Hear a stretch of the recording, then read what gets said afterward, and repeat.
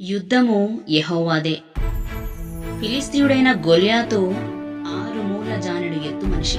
తల మీద రాగి శిరస్త్రాణము, 5,000 తులముల రాగి అంత ఎత్తుగల యుద్ధ కవచము, కాళ్లకు రాగి కవచము, భుజముల మధ్య రాగి బల్లెము, నేతగాని దోనె అంత ఈటకర్ర, 600 తులముల ఈటె కొన మరియు డాలు కలిగిన శూరుడిని సైన్యములకు అధిపతియగు యెహోవా పేరట వచ్చుచున్నాను అని చెప్పి బాలుడైన దావీదు కేవలము వడిసెల రాయితో కొట్టి ఓడించాడు.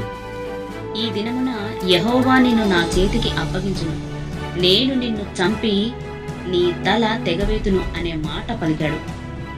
బాలుడైన దావీదు వడిసెల రాయి విసరగానే అది గొల్యాతు నుదుటన చొచ్చి బోర్లా పడ్డాడు. దావీదు గొల్యాతు ఎదురుగా ఉండి కొట్టినప్పుడు గొల్యాతు వెల్లకిలా పడాలి, కానీ ఎవరో ముందుకు త్రోసినట్టుగా బోర్లా పడ్డాడు. అంటే దేవుడైన యెహోవా గొల్యాతును దావీదు చేతికి అప్పగించాడు. బోర్లా పడిన గొల్యాతుపై దావీదు నిలుచుండి కత్తితో అతని తల తెగవేశాడు. యుద్ధంలో ఉన్నది దావీదు, కానీ యుద్ధం చేసింది యెహోవా. యుద్ధము యెహోవాదే. అలాగే గొల్యాతు వంటి పెద్ద పెద్ద సమస్యలు మన జీవితంలో ఎన్ని ఎదురైనా దేవుడు మన పక్షాన ఉండి యుద్ధం చేసి మనల్ని గెలిపిస్తాడు. యుద్ధంలో ఉన్నది మనమే, అయినా యుద్ధం చేసేది యెహోవా. యుద్ధము యెహోవాదే.